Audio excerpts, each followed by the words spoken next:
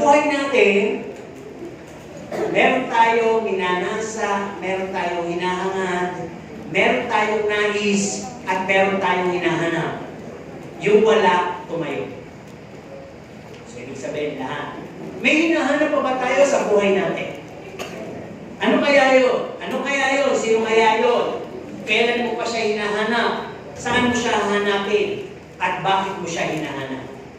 So, pwede yun sa bagay, tao, lugar, o bitingin sa buhay. Di ba? So, lahat tayo ay may hinahanap. Pero bilang mga anak ng Diyos, punta na lang tayo sa word na hinahanap. At tungkol sa Diyos, ang pag-uusapan natin. Kasi kung ano man yung hinahanap nyo, di ba sa Diyos, hindi ko alam kung saan ko ituturo. Ilan po ba? Kasi naghahanap nga tayo. Kaya ang ating pag-uusapan ay, have you totally seek the Lord? Medyo muna ano natin ang konting ano yung title. Bawasan natin. Ang pwede kong sabihin doon, have you seek the Lord? Amen. Di ba? Naghahanap pa rin. Patuloy naman yun, di ba? Pero, nilagyan ko na, have you totally seek the Lord? Ano ibig sabihin nun? Total na total ba? Lubos na lubos mo talagang hinahanap mo, nahanap mo ng Panginoon? Ang dali kasing sabihin, nasaan si Kristo ngayon? Hindi pa rin alam sagutin yun. Nasaan si Kristo ngayon? So, nahanap mo na, di ba? Baga, kasi sinabi mo na sa puso eh. Okay. Bakit hindi mo hahanapin ang isang bagay o isang tao? Bakit hindi mo siya hahanapin? Dahil hindi mo siya kailangan. Ano ba? Ano mo, hindi mo hinahanap yung anak mo. Bakit? Hindi lang natutulog eh. Di ba ba? Hindi naman siya sa tabi-tabi.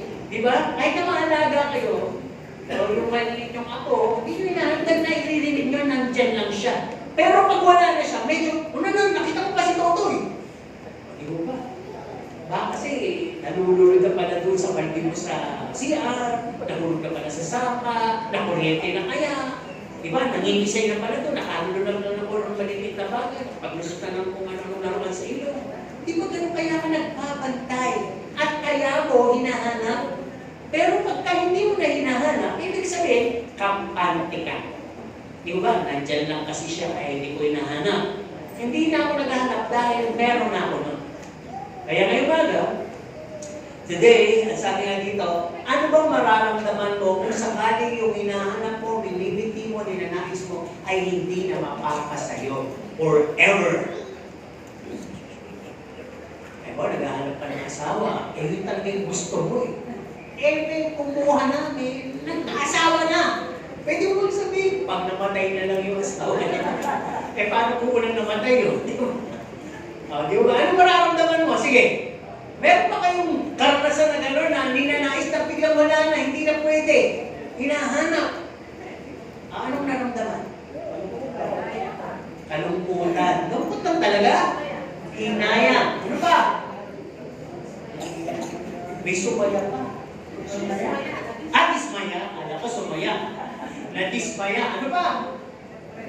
Na-depress. Depress, dismaya. Ay, ito kayo ba yun? Na-depress, nalungkot, nanghinayang, na-dismaya. Ano ba?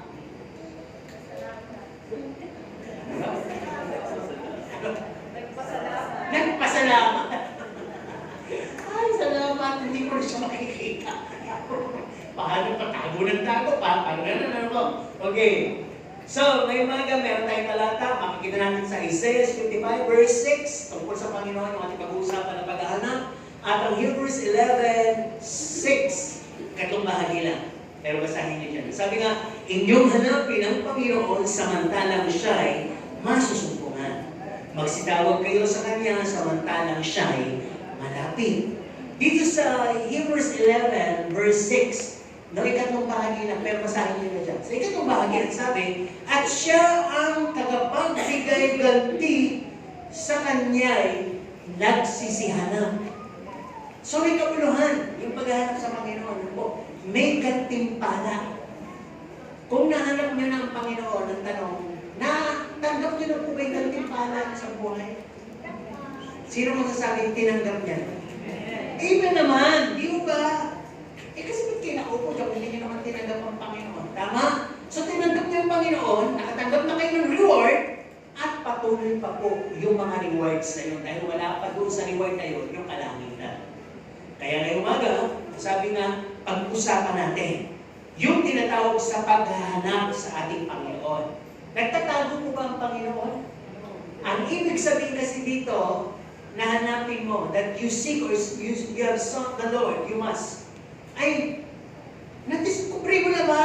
Nakilala mo na ba mabuti? Napatunayan mo na ba talaga kung sino yung pinaglilingkuran at sinusunod mo? Kasi bakit ka sumusunod? Di ba ngayon? Puso yung botohan. May kanya-kanya tayong kandidato. Bakit siya yung sinusuportahan mo? Ang una doon is, kilala mo kasi siya. Kaya dito sa ating pag-uusapan, ay bakit ka kailangan kilalanin at lumapit ka sa Kanya? Para yung pagsunod mo ay may tinatawag na urging talaga. Hindi lang yung makasunod ka. Hindi lang yung nag-assume ka na nakasunod ka na pero hindi ka naman pala sumusunod. Okay, actually sabi nga, there's a lot whole thing to discover upon seeking God. Ano po, marami ka madidiscover. At ang sabi, maraming Kristiyano ang huminto na sa paghahanap sa Panginoon. Dahil iniisip nila na ang Panginoon ay nasa kanila na, nakatira na sa kanilang puso, at nandoon na siya. No? But this would manifest. Magmamanifesto sa iyo at maipapakita mula sa iyong katauhan, from your being, from the inside out, kung talaga nasa iyo yung hinahanap mo, si Kristo o ang Diyos. Makikita yan. Kasi, ano man yung, di ba sabi, sa kapunuan ng puso, magsasalita ang bibig. Kaya pag ka puro galit ang lalabas. Pero pag si Kristo at ang Diyos ang nasa puso, makikita sa salita at sa gawa. Kaya ako sinabi maraming Kristiyano na ang tumigil sa paghahanap. Sabi kasi, maraming Kristiyano hindi talaga nakita ang Panginoon o hindi pa talaga nakikita ang Panginoon. Maaring nasa church siya, maaring tumanggap siya, pero ang inaakala lang niya ay yung kanyang tinatawag na paghahanap ay nandun lamang sa makasimba, makapagbigay, makapag-mission, makakilala ng kasama dito. Tapos na, para bang come and go, dalo uwi, parang ganun lang. Pero wala talagang tinatawag na kalaliman. Yung tinatawag na connection niya sa Panginoon. Kaya nangyayari, kung hindi mo pa talaga nakikilala ang Panginoon ng lubusan, or maybe nangyayari na nineglect mo yung pagsunod, kaya ang kanyang manifest presence na dapat ay nasa sayo, ay naiwan mo na pala, na-neglect mo na pala, nawala na, hanggang hindi mo na hinahanap. So, anong tendency pag ganun ang nangyari? No? When we let Him, actually, He will never leave us or forsake us. Tayo po umiiwan sa Diyos. So when we let the Lord, o na-neglect na natin si Lord sa ating buhay, ano kayo mga tendency? Ang sabi dito, the more tayo magkakaroon ng troublesome sa buhay natin, we become worse than ever. Mas lalo kang magiging masama. Ang sasabihin tuloy ng kapwa Kristiyano, hindi siya lumago. Patras yata siya, hindi siya pasulog. Di ba? Kaya sabi dito, imbis na mag-display ka ng holy and godly character, ang madi-display mo, unpleasing character. Ano yung pagiging, magagalitin mo, troublesome ka, warfare ka, parang lahat, gusto mo sumurin, lahat, gusto mo sisihin. Mainit lagi yung ulo mo, konting kibot, hindi, meron ka masamang pag-iisip sa kapwa mo, nagtawanan lang sila, nag-usap lang sila, napatingin sa'yo, may hinala ka lang agad. Ganun ang mangyayari. Kaya nga sabi dito, we've been doing our own will that pleases us. Pag na-neglect mo ng Panginoon, yun ang mangyayari, yung will mo na masusunod. And we're always confused. Makakaramdam ka na lang lagi ng pagkanito, para bang pagkanigaw, at para bang disconnected. Ito yung nagsasabi, parang ang layo ng Diyos. Parang hindi ko maramdaman ng Diyos. Aminin naman natin o hindi. Yun po yung nangyayari. Doon sa mga Christian assuming na akala nila natagpuan na ng Panginoon, nila ang Panginoon, pero hindi pa pala talaga. Pero huminto na. Nakampante na lang sa pagdalo, pag-uwi, pagdalo, pag-uwi. Ano po? Balik tayo. Unang bahagi, things to sing about God. When we say we seek God, we seek God, we seek Jesus Christ our Lord. Amen po ba? I and my Father are one. Sino man yung aking banggitin doon, pareho lang po sila, dapat natin hanapin. Hinahanap mo ang Diyos, hanapin mo si Jesus, siya ang daan, katotohanan ng buhay, at siya ang daan patungo sa kalangitan sa kanyang Ama. Okay, number 1, sabi, seek to be near Him. Hebrews 10:22 and James 4:8. Dito sa Hebrews 10:22, sinabi kasi, bakit kinakailangan lumapit tayo sa Diyos?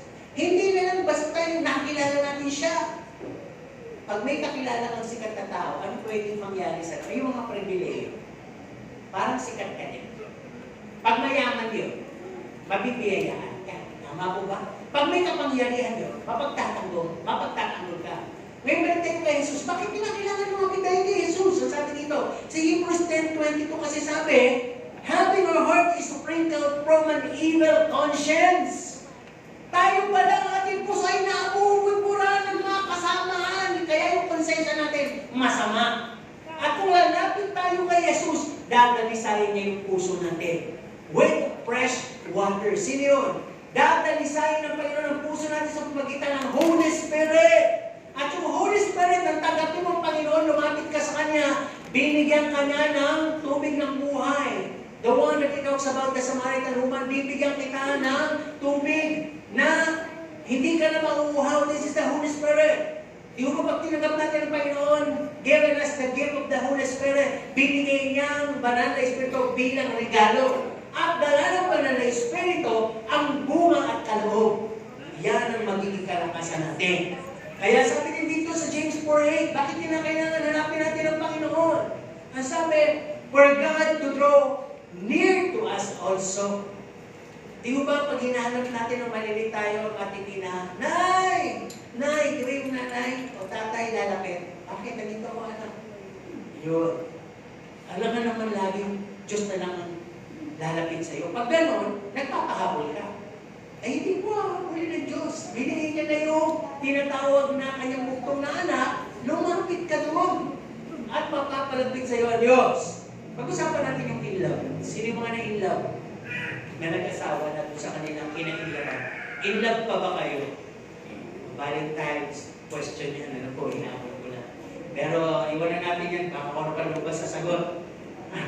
Ang sabi dito, doon sa mga na-in-love before. Di ba? Sabi dito, when you're in love, you don't want to go far.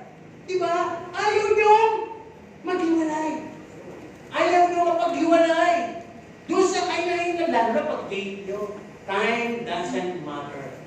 Sabi ng boyfriend mo, gabi ka na. Sabi ko, may research ako.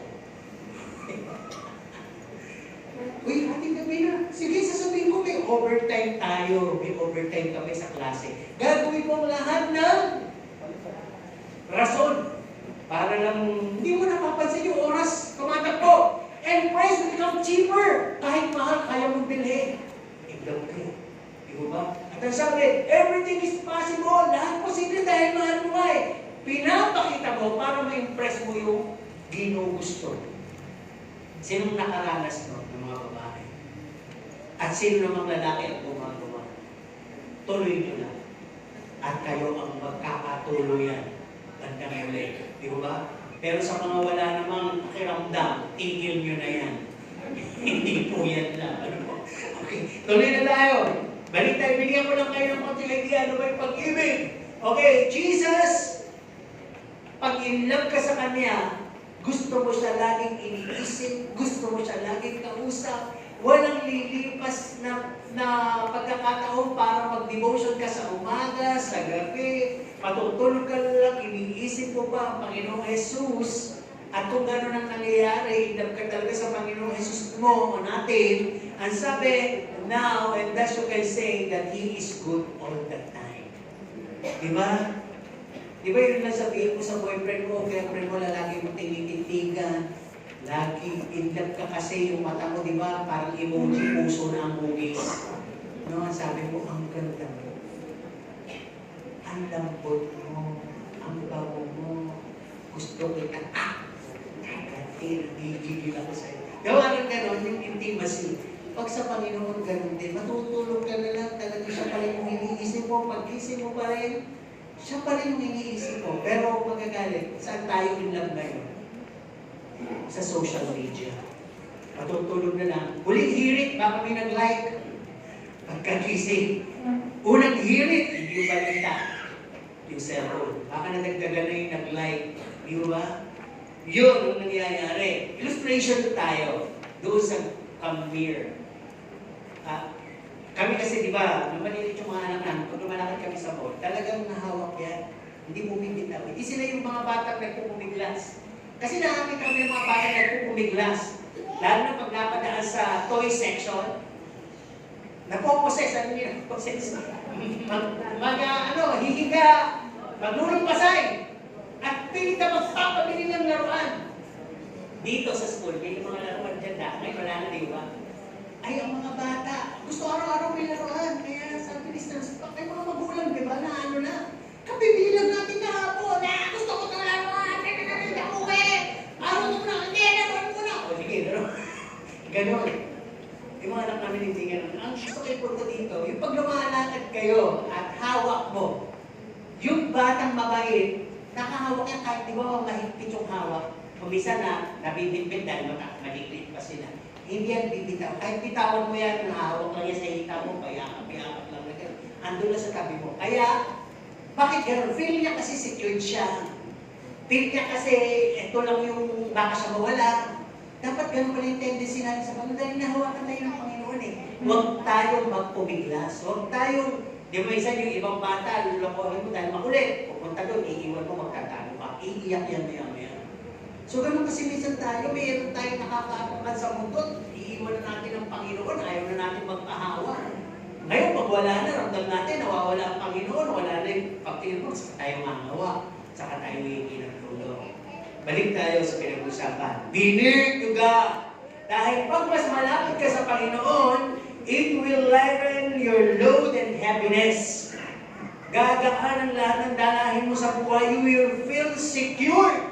Lalo sa panahon ngayon, ang mahal ng bilihin. Di ba? Kasi kahit nagmamahal ng gasolina, hindi ako natatalanta doon. Magmamahal siya ng piso, yung diesel, 150, tapos ganun yung papakarga mo. Basta kung ganun pa rin yung papakarga ko, magmahal siya, magbura siya, ganun pa rin yung papakarga ko. At nakikita ko kumikil sa Panginoon doon sa scale. Hindi siya mabilis maubos. Di mo dahil pangako ng Panginoon yun eh. Tama po ba? Kaya masabi dito, pag malapit ka sa Panginoon, yung fear or panic, hindi niya maaatake ang puso't isip mo. Babantayan ng kapayapaan ng Panginoon, ang kabuuan mo, ang isip mo, buhay mo, kaluluwa mo, at tatanang sa iyo. Hindi ka magkakaroon ng takot dahil napatunayan mo na kung sino ang Panginoon during the times of crisis. Di ba? Kaya sabi din dito, kapag ang Panginoon ay nasa iyo at malapit ka, the old man, our old character, cannot stand and penetrate anymore. Hindi na po laging mangunguna, may papakita, maghahali yung lumang pagkatao sa atin. Alam ko nararamdaman nyo ito. Minsan gusto nyo magalit, magsalita ng masama, ipakita kung sino kayo, na mas mataas kayo, pero biglang hindi yung ginawa, may pumingin. At may pumalit na nagsabi, hindi na dapat Christian. Sino yung gano'n? Yun yun.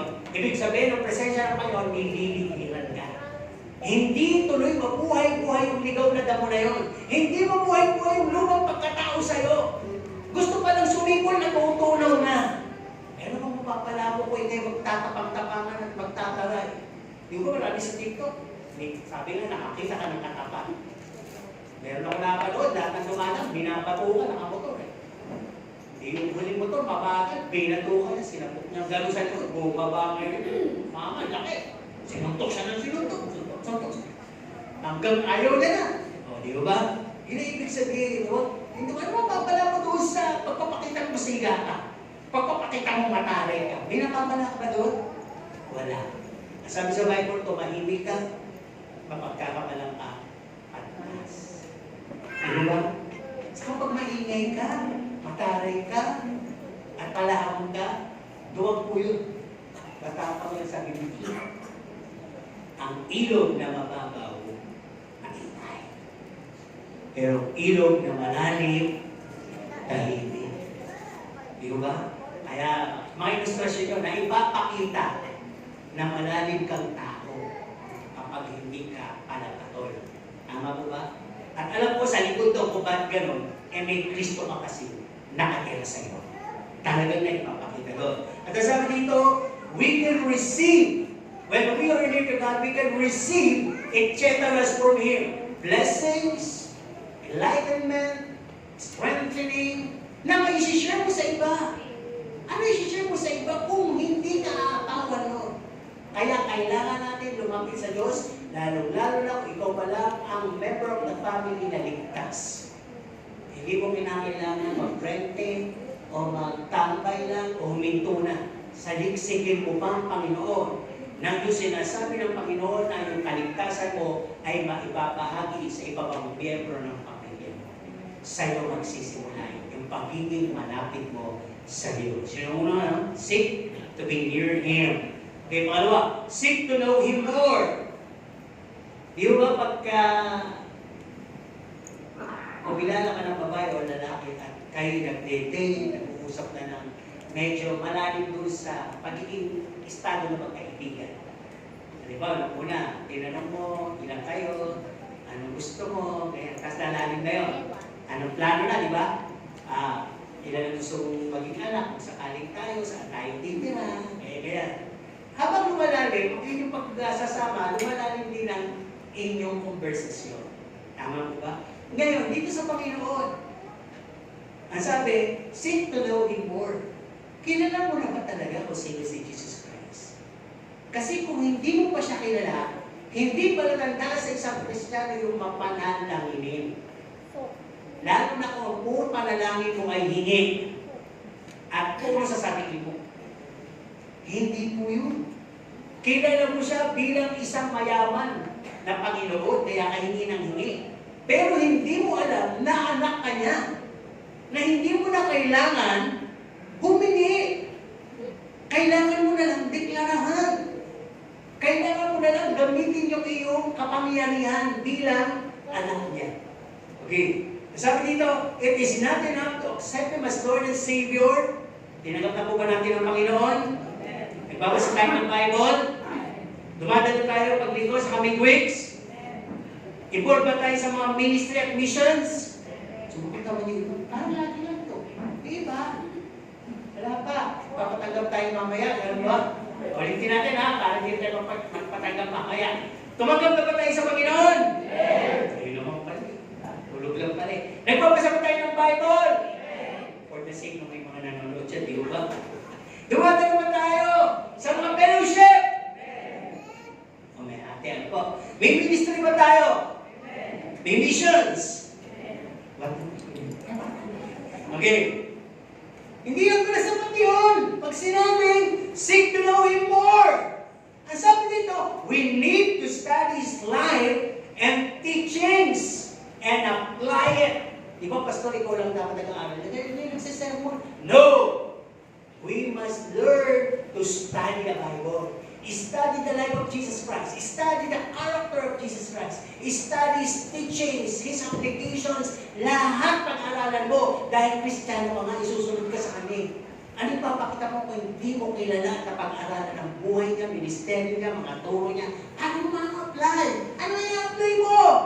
Kaya na sa church ka, tinatawag mo sa sarili mong Kristiyano, pero ina-apply mo dito ano? Selos, galit, kampi-kampi. Yung ba? Antong. Abay, hindi na pag-aralan mo si Jesus. Ano pag-aralan mo? Yung ginawa ng kanyang mga alagad. Natutulog. Di mo ba? Baka na pag-aralan mo yung ugali ng kanyang mga alagad na mareklamo, na mabababaw ang mga pakiramdam. Pero ang sinasabi sa atin, pag-aralan mo ang buhay at turo ni Jesus. Di ba? We need kasi to destroy our wrong mind, thinking, yung wrong fear of the Lord na ginagawa natin, yung maling banal na pagkatakot, yung mali na mga pakiramdam sa Panginoon, yung awkwardness, Hindi tayo makalapit sa Panginoon dahil we are guilty. Hindi tayo makalapit sa Panginoon dahil tayo ay mayroong speculation sa Kanya na siya'y galit, siya'y namamarusa, o hindi naman, vice versa, mabait ang Panginoon, masyado ka naman agresibo, masyado ka naman abuso. Yung kinakailangan kasi ma-destroy yun eh. Paano ma-destroy yun? Kilalanin mo kasi talaga kung sino siya. Ang sabi dito kasi, pag nakilala mo kung sino siya, that's the only time you can be transparent with Him. You can open your heart unto God and you will have a deeper relationship with Him. Kanino ka magsasabi ng sekreto? Sa taong kilala mo at pinagkakatiwalaan. Pero nangyayari ba yun? Minsan hindi. Kasi nga, akala mo kilala mo na. Kaya nagtiwala ka. Kaya sabi sa Bible, sumpain silang nagtitiwala sa tao. Dahil pinagsisimulan niya ng pagkakagaling. No? Kaya mabuti pa sabi, maraming salita, kasama din yung pagsisiwala mo ng sikreto mo, maraming mali. Walang salita, walang sikreto, walang mali.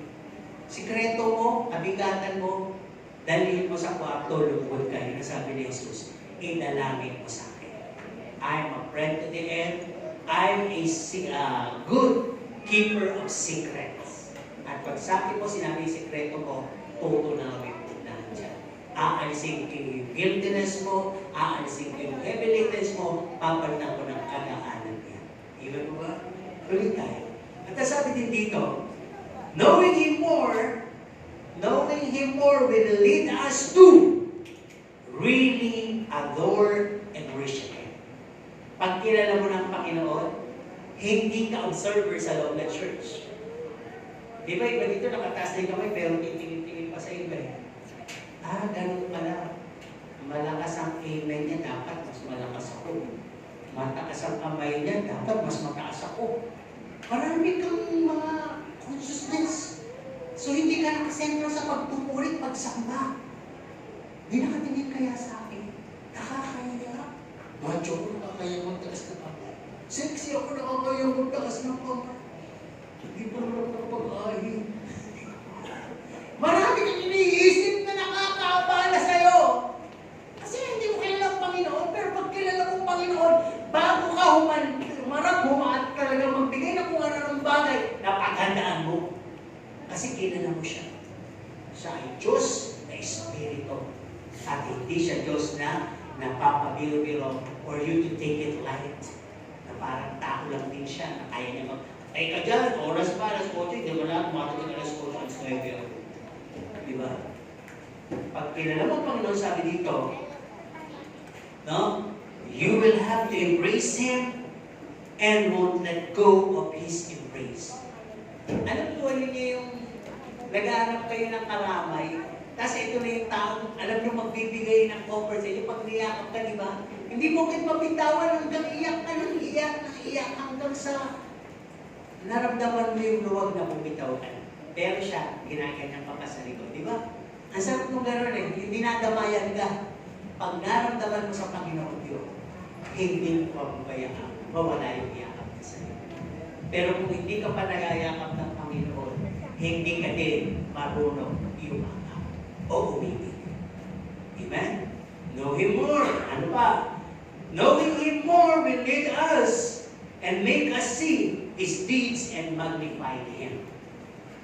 Pag kilala mo siya, pansin mo ang pinakamaliit na ginagawa niya sa buhay mo. Whether it is good, whether it is a trial, whether it is a test, ang magiging conclusion mo lamang is to magnify the Lord. Lalo pa kitang pupurihin. Lalo pang lalakihan ang aking pagkilala sa iyo at lalo pa kitang ipamamalita, ite-testify sa iba. Dahil kilala ko, kahit ganito, napagsalan ako ng oportunidad, nakaroon ako ng trabaho, alam ko lahat to test na. At lahat to trials na. Dahil may Diyos ako, mas marami kang ginawang katagumpayan sa buhay ko. Hindi naman kasi pwede puro perfect na good eh, di ba? Pero pag may Diyos ka at kilala mo siya, lahat ng dumarating sa buhay mo, alam mo na It was just being allowed by God. No? Para talagang magkaroon ka ng magandang katotoo. Ano pa? Knowing Him more will lead us and make us to bow our knees and glorify Him. Hindi naman nawawala yung ating pakiramdam na sikat, magaling, matalento, malakas, makapangyarihan. Ilan sa atin given nun? Tama? Kagandahan, kagwapuhan, kapisigan, para bang totally perfect na. Sa tingin mo, sa tingin mo. Pero kahit na may gano'n, mababa ang puso mo kung kilala mo siya. At ang kalwalatian ay sa Diyos mo pa rin ibibigay. Ang galing mo, sis, sa Diyos ang papuri ko. Ang galing mo, sis. At talaga naman, no? Ay, kanino ko dito ako ba? Tingnan ninyo mabuti, ha? Pag ang Diyos na sa inyo, ang puso nyo nakanood ka agad, eh. Mababa siya. Kahit ang inyong isipan, ang breeze ng inyong isipan ay puro kababaan. Itinatanggi mo yung bagay na pwede maging tendency na yumabang ka. Kasi may pampayabang talaga niya pag ikaw ay talagang hindi alert. Yung mga taong pupuri sa'yo, gugusto sa'yo, at talagang ikukumpira ka at ikaw lang talagang pipiliin. Diyan na magsisimula na lumaki ulo mo. Amen po ba? Sino hindi nakaramdam na lumaki na ulo? Hindi po ako nagtatanong tungkol yung bata kayo nung naging hydrocephalus kayo. Hindi po yung hindi to literal. Ibig sabihin, parang pagkaramdaman mo yumayabang ka. Eh, ako nakaramdam din nun eh. Totoo naman nakakayabang yung papuri. Di ba ba? Nakakayabang yun. Huwag niyo sabihin, nakakagaling din yun, nakakagana yun pag pinupuri ka. Di ba? Ako kasi mahihain, kung simula akong kumakanta, kahit alam ko namang hindi maganda, sabi lang, ganda pala ng boses ko eh, ang musik mo pala. Ay, umabang ako doon. Pero nagamit ko para wala yung hiya ko sa pagkanta. Di ba? Napaka-introvert ko talagang tao eh. Hanggang high school, pero nung pala yung nagwas-bawasan na. Di ba? Dahil mayabang na na. Pero kung yun ay nakatulog, eh, bumalik ka sa senses mo, hindi habang buhay, yung yabang ang magiging support para magpatuloy kang tumayo. Tatanggalin ng Panginoon yung kayabangan at papalitan niya ng humility na pero may tapang. Pwede naman pagsamahin yun eh. Ang Panginoon, di ba, may humility na may tapang din. Di ba, mapagpakumbaba ang Panginoon, pero may tapang din siya sa katwiran. Yun ang dapat na makuha natin. Kaya knowing more. Ang sabi, knowing Him more will help us to live earthly pleasure and awaits His coming. Pag nakilala mo siya, tutulungan kanya unti-unti na yung mundo, makikita mo na lang na habang nandito ka, tamang may mundo, para bang partial lang. Okay lang mag-outing minsan, okay lang may party minsan, pero hindi ito magmamanipula sa buhay ko. No? Mas gusto ko pa rin doon sa presensya mo, Panginoon. Ang sabi niya, kahit na maraming alok na mga gandang lugar, thousands elsewhere, pero yung isang beses at isang pagkakataon sa presensya mo, mas pipiliin ko yun. Diba? Ganon. Ang pasabi dito, knowing Him more will lead us to follow and serve Him wholeheartedly. Pag hindi mo siya kilala, nagsaserve ka, sumusunod ka, kay Pastor, kay Sister Luz. Kaya pagka sumobra na sa kakahuto si Pastor, galit ka, pagod ka, bakit? Eh sa kanya ka sumunod eh. Eh kung sa Panginoon ka sumunod. O di ba? Ginagamit na sila, Pastor. Pare-pareho lang tayo ginagamit. Pero sabihin mo, Lord, nagawa ko kasi ang lahat dahil sa'yo na nagpalakas sa akin. Di ba yun na naman ang context sa Bible nun eh? Wala kang magsasabing, lumalakas ka dahil may pastor ka. Wala. Ang sabi, magagawa mo lahat ng bagay dahil may Jesus ka na nagpapalakas sa'yo. Di ba magkilala mo siya talaga? May pagdepensa ka sa lahat ng mga transaksyon mo sa buhay, dealings mo sa buhay, pangyayari sa buhay mo. Whether be it in secular or in church. Dahil pag wala talagang Panginoon Yesus sa buhay mo, madali kang mapipikon. Mababaw ka, madali kang matitiso, at mabilis kang magdedesisyon. Amen? Okay, katlo. Ano yung una? Seek to be near Him. Pangalawa, seek to know Him more. At pangatlo, seek to be like Him. Yung maging katulad ka ni Kristo. Di ba? Magtatanong ako dito, honest to goodness, sino yung matagal na? Sumagot naman kayo. Pag sinabing 3 taon, matagal na kayo nun, no? Uy, gusto niyo ba 10 taon? Kaya naman 10 taon, wala pang nagawa. Okay. Pag una kayo sa taon kayo, matagal na kayo. Naka-isang linggo kayo, matagal na kayo nun. Amen? Sino matagal na dito? Pinapalo matagal dito eh. Sinong marami na napakinggan? Chismis ba yan o sermon? Nililinaw ko lang ha. Ang sabi dito, sino nang maraming nagawa, mga missions? Sabi ko na nga ba, kaya nung nag-concert tayo doon, wala kayong nagawa. Sino marami ng missions? O ministry?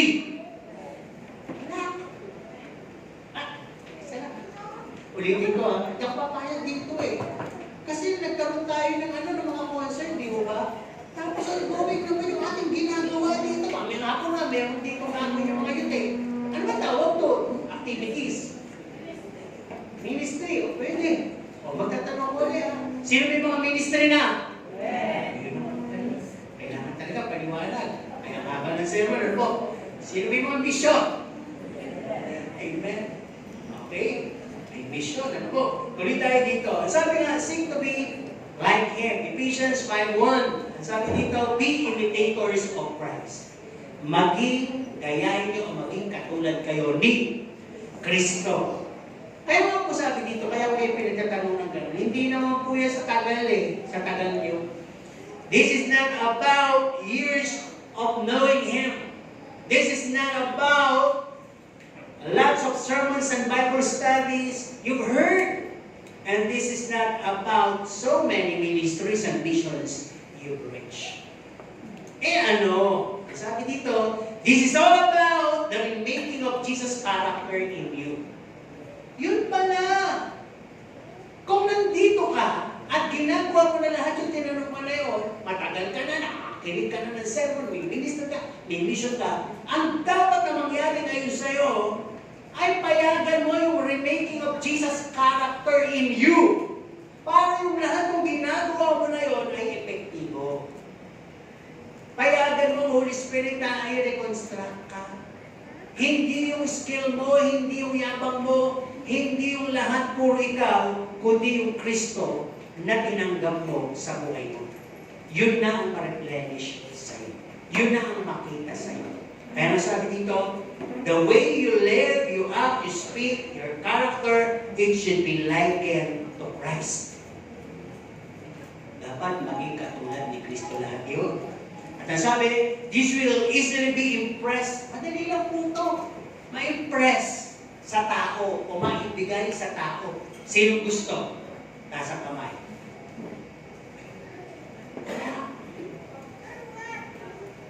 Ano ba yung tanong mo? Nakakalito ko ba yung tanong mo? Sino, nadalari natin, sino gusto mailapat sa kanya yung karakter ni Kristo?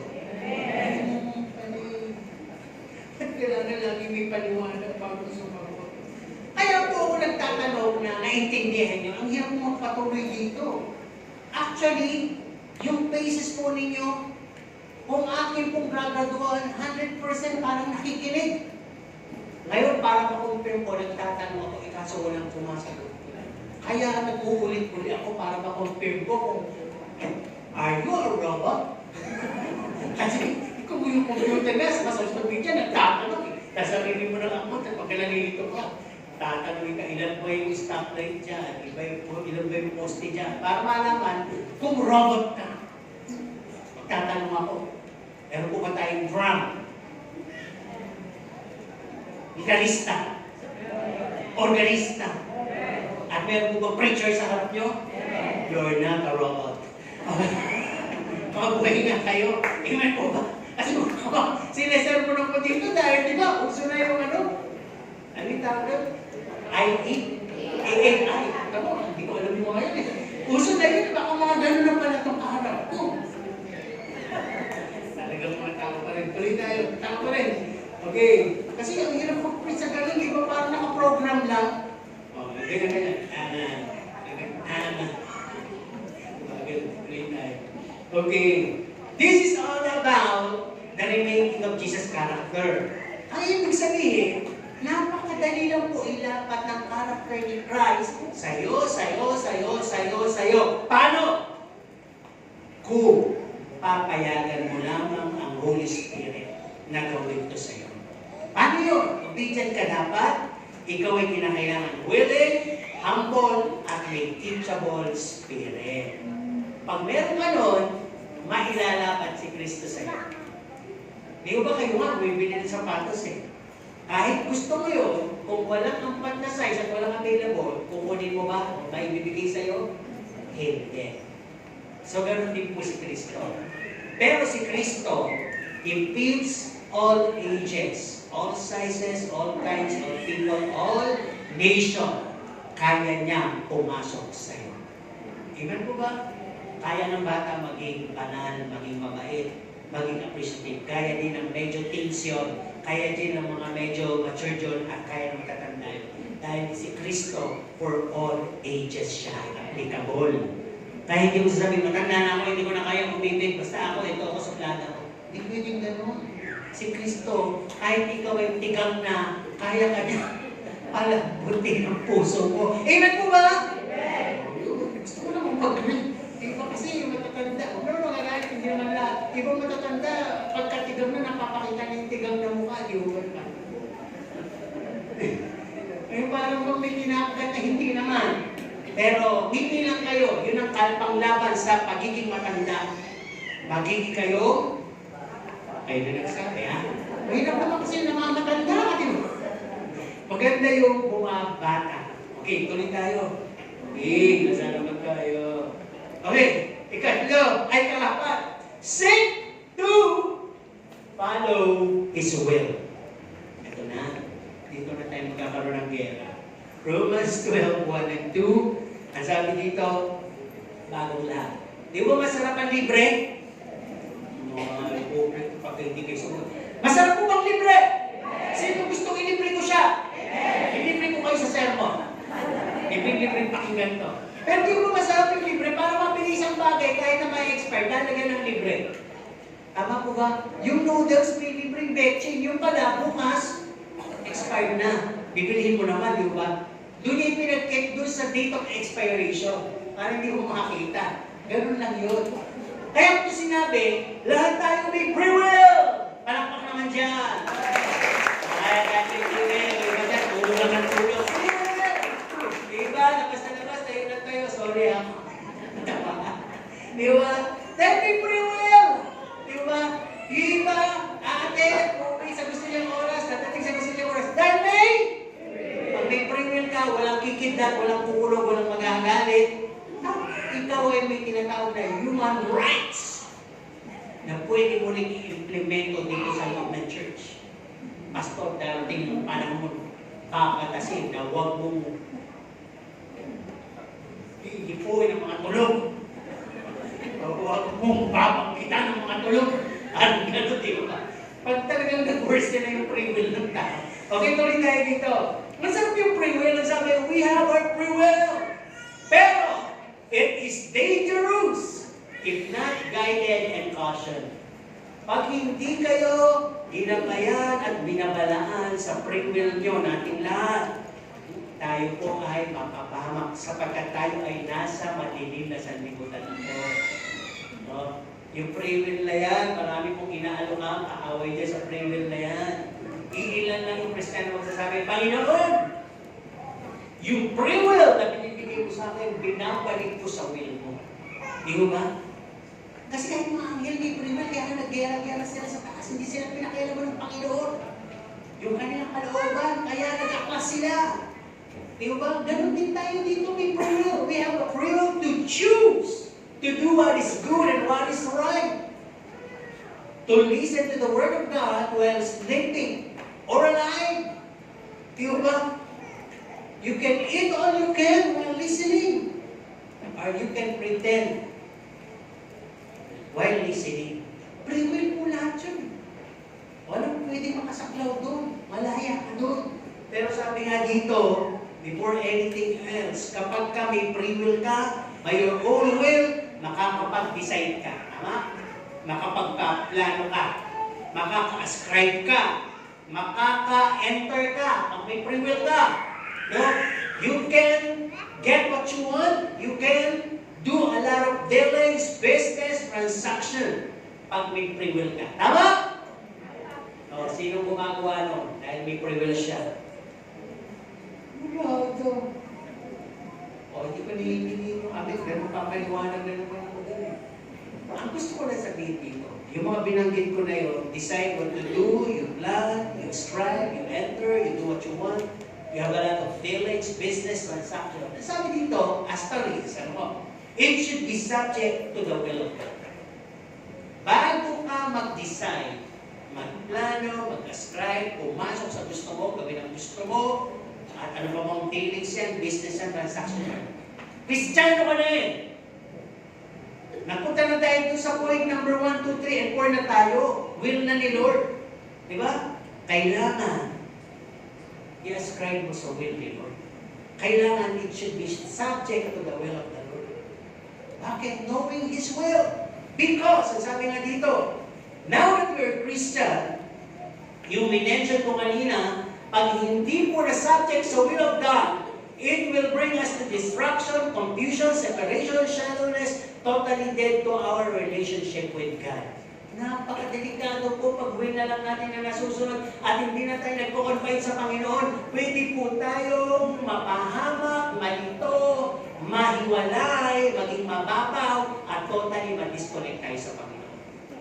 Kasi may sarili tayong ginagawa sa will natin. So check na natin yung mindset natin. Ano bang nasa mindset mo ngayon? Basta ako dadalo. True or false ha? Basta ako dadalo sa gusto kong oras at uuwi sa gusto kong oras. True or false? False daw ha? Yung ibang hindi sumagot true yun. Basta ako makikinig kahit mahaba. True or false? Yung mga hindi sumagot, false yun. Diba? Yun lang naman yun eh. Dalawa na naman yung pipilihan, hindi pwede. Hindi, trolls ako. Sa gitna ako.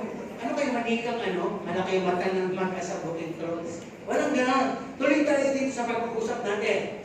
Check nyo nga muna ang mindset nyo. Ano ba nasa mindset nyo? Basta nasa mindset ko, anak ako ng presidente. Kaya may kapangyarihan ako. Pwede gano'n. Ano ba nasa mindset mo? Ako ang pinakamayaman sa Gapan. At maraming umaasa sa akin. Mindset mo yun. Eh, ngayon, anong mindset mo? Sige na. Meron pa sinasabi ang Bible tungkol sa mindset natin na kailangan daw yun ang maging mindset mo. Matutulog ako pagdating doon sa ayaw gusto nyo. At na-practice ko yung ganito.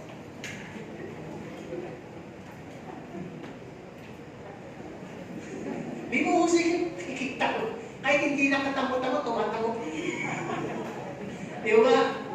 Balik.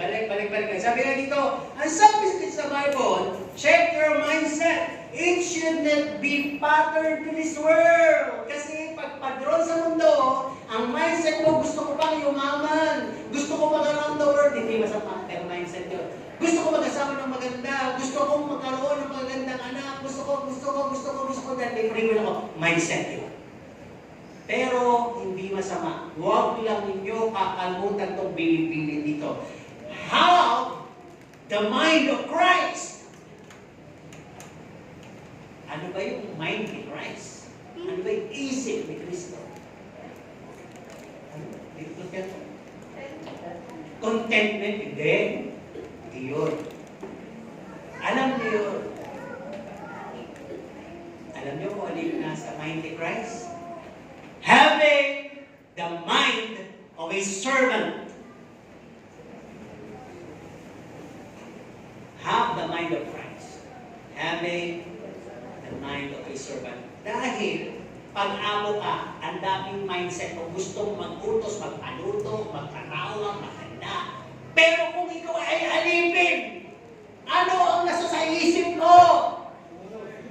Maglingkod lang. Magsakripisyo lang, magantay lang, kung mabibigyan, magtakumbaba, handa sa utos, handang hamakin, at handang palayasin. Yun ang mind of a servant. At yun ang pinaka-isip sa atin, pinalalagay sa isip natin. Bakit gano'n? Para hindi ka magmataas. Para hindi ka na magliwaliw. At para hindi ka maging mayabang.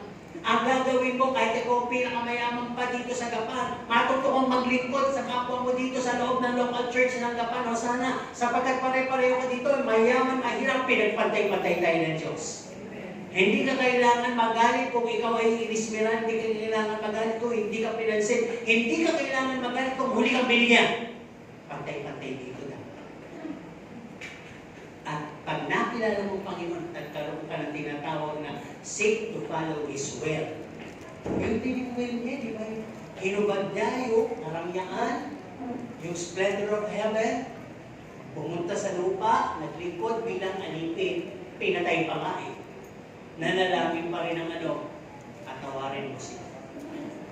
Kaya kayo, dapat nakikita niyo na yung si Kristo, hindi lang yung makanti kayo, ganyan kayo. Hindi po si Kristo yun. Si Kristo sinampal eh. Minsan naiisip ko, sa isip ko po hindi ko gagawin. Gusto ko subukan ng membro ng Gapan. Sampalin kaya bawat isa. Pag nag-react, hindi yan talaga nagpapakumbaba. Diba? Kaya Lord, sampalin. Reklamo? Wala. Okay, legit member ng usan. Sunod. Uy, natatawa. Batawa niya galit. Di ba? O, parang may nagsabi, Pastor, ba't yan ang gagawin mo? Ang gawin mo, ugasan mo yung paa at halikan mo. Gusto ko din gawin yun eh. Di ba? Kaya na, sa panahon ngayon, na-OOA ako dun eh. Gusto ko dumating yun yung talagang handa ka. Hindi yung gagawin mo lang yun para magpa-show. Alam niyo, show lang. Hindi. Dumating ka sa punto, hindi mo man mahugasan, yung magpakumbaba ka sa pinaglilingkuran mo sa mga taong inaalagaan mo. Kahit sa tingin mo mataas ka sa kanila, isipin mo hindi. Sabi nga sa Bible, isipin mo ang kapwa mo na mas mahusay pa sa'yo. Para talagang hindi umira ng yaman. Kasi pag ang tao ay nadadagdagan ng kagandahan, karunungan, asset sa buhay, danger yung minsan yan. Pwede kang maging mataas ang tingin sa sarili. Pero tandaan po ninyo sa katawan ni Kristo, lahat po yan tinutunaw. At lahat po yan pinapalta ng puso mapagpakumbaba. Yung talagang maging katulad ka ni Kristo. Yung handa mo iharap pa yung reserve mo. Yung pride mo, yung naaning reserve mo eh. Ang sabi siya, pag sinampal ka sa kanan, sampalin mo sa kaliwa. Oo. Pag sinampal ka sa kanan, tumakbo ka. Ganun ba? Di ko meron sa TikTok eh. Nag-preach siya sa bus, matanda na. Dapat iirita yung isang lalaki. Tapos siya, ganito. Tumigil ka! Gano'n na siya. Tumigil ka pag hindi ka tumigil sa Ingles. Sasampalin kita. Ay talaga sinampal. Sabi ng lalaki sinampal. Nangaway ko, wag ko siya ganun, matanda na siya. No! Sabi ng lalaki sinampal. Sampalin mo ba ako sa kabila? Hindi ako titigil. Sampalin mo ba ako? No! Sabi niya, tumigil ka lang. Hindi, tinupay niya kamay. Sampalin mo ba ako? Dahil yun, ang turo ni Kristo. Alam yun, niyakap niya yung lalaki. Yung pala yung lalaki ay overburdened para magtinakwil ng magulang. Kaya parang may galit sa matatanda yun. Nawin niya eh. Bandang uli, niyakap na siya, nag-iyak na sila. Tumanggap pa siya kay Kristo eh. Pero kung yung lalaki yun na nangangaral, sinampal eh, nagalit. May patotoo ba? Wala. Kaya, ayun, may mga mission tayo na, di ba, so willing. Mag-usap kasi kayo ng maranasan nyo. Yung, hindi naman, yung kabutihan ni Kristo. Mahal niyo, sampalin kayo, hindi naman, ang lakas pero wala kayo naramdaman. Sa sobrang lakas, namanhid. Di ba? Malay nyo naman, lumaki yung pagkakasampal, lumaki. Sabi ng kapatid mo, sis, pantay na yung mukha mo. Dati kasi parang dito lang malaki, pantay na ako. Wala na, sampal, di ba? Ibig ko lang sabihin, natatawa tayo. Patotoo, kalalabasan, patotoo. Hindi galit. Hindi patotoo. Okay, tuloy tayo. Nasabi dito, kanina, seek to be taken and be qualified. Kung may darating na UFO, sino gustong magpakuha? sa mundo. Dadaling ka sa mundo ng UFO. Sino? Dahil pagod ka na sa mundo natin. Wala. Isasama ko ba? Wala. Wala. Kung ikay naglalakad at may pumaradang ba na puti, ano gagawin mo? Okay naman. Parang wala kayong praise. Magkakampo talaga kayo. Ano nyo naman mga misyonaryo ba ba? Napagbibigay ng Bible. Kaya laki ng ano ng TikTok, ano po? Sobrang tayo sa social media.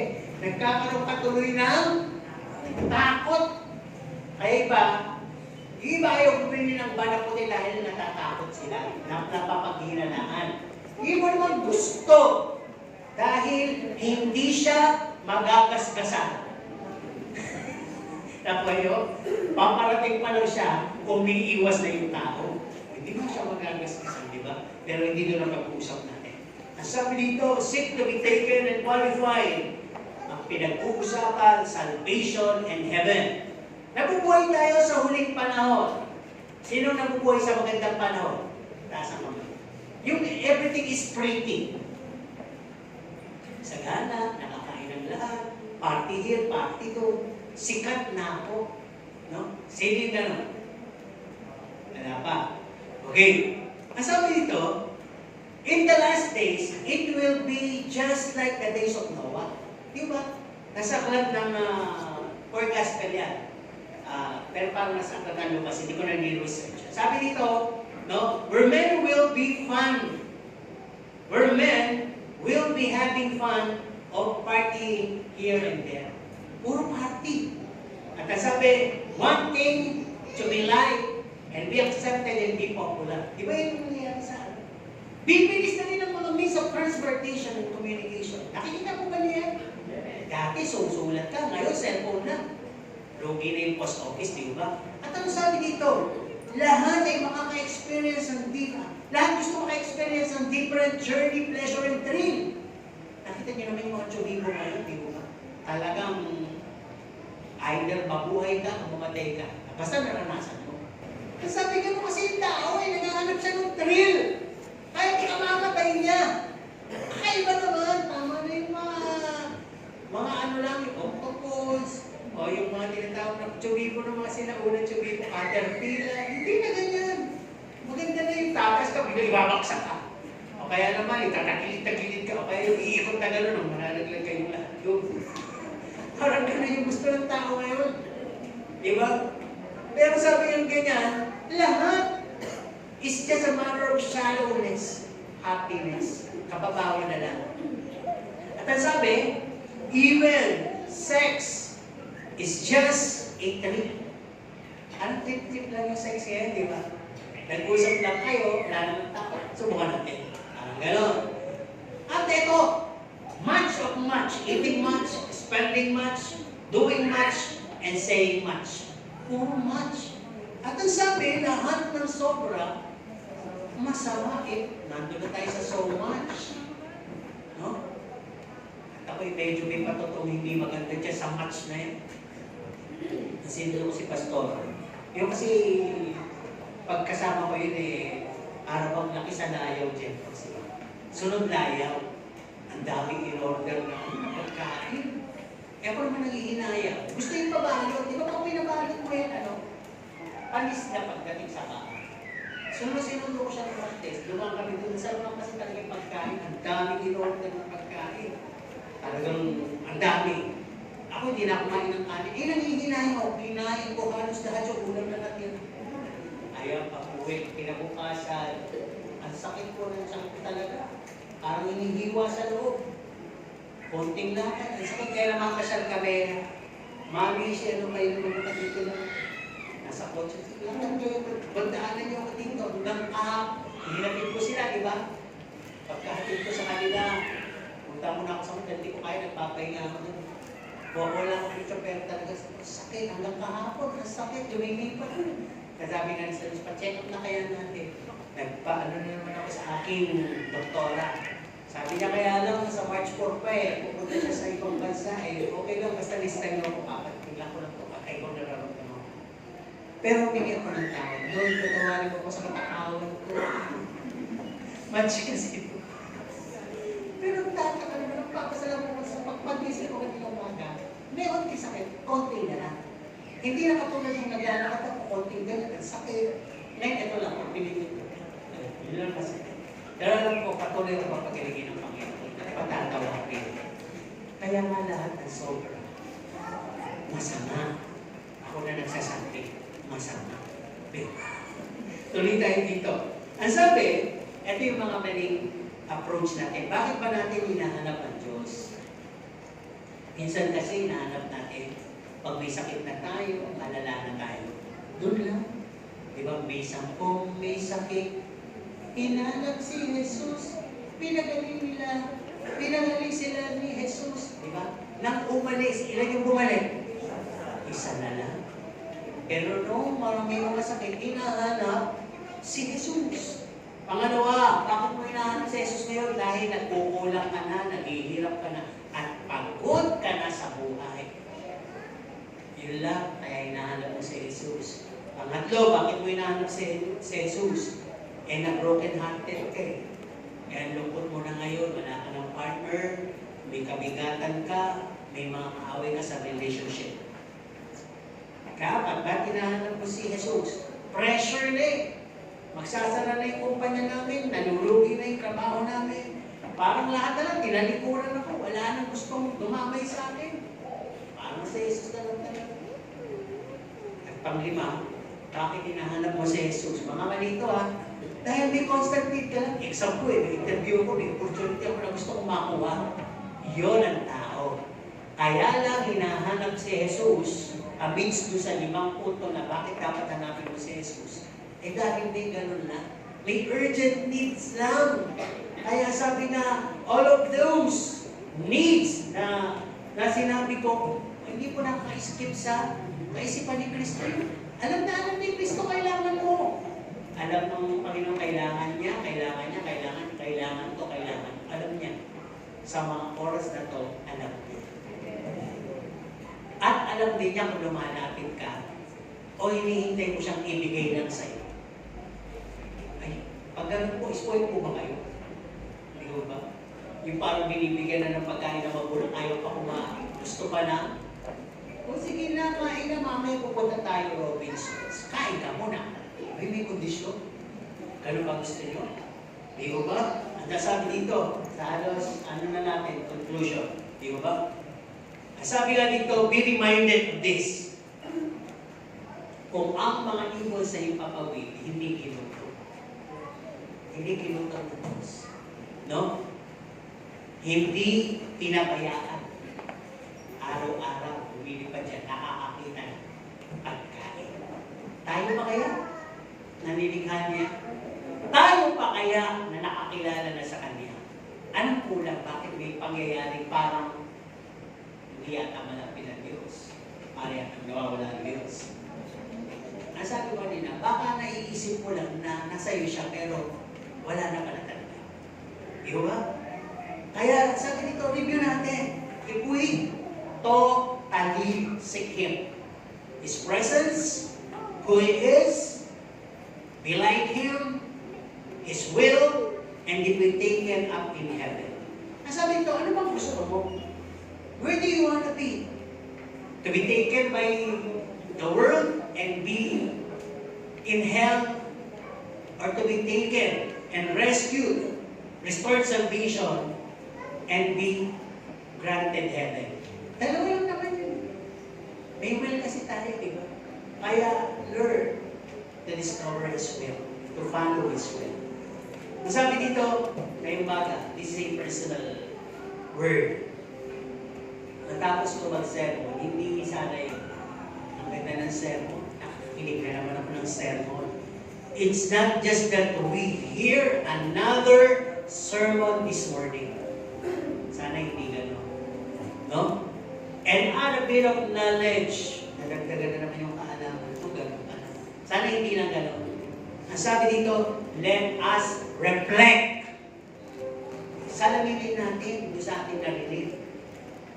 Lord, ano ba yun?